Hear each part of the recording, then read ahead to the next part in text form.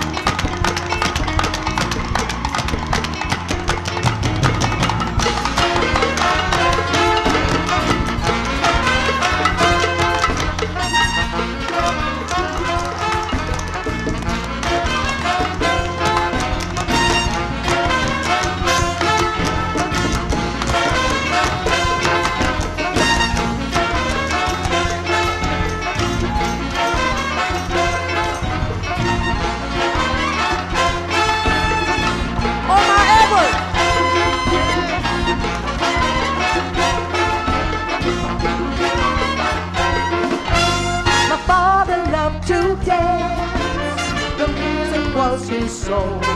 All day long he whistled bluesy melodies. As a young boy he would dance in Charlotte's Brooklyn neighborhood. With his sister partner they made money, the necessary goods. My father loved to dance, the rhythm was his soul. And although he's gone, his spirit dances on.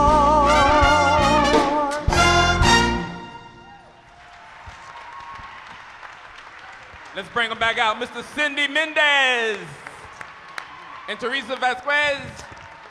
Give them a nice round of applause. Yeah. And from New York City at the Apollo, Mr. Omar Edwards. Yeah.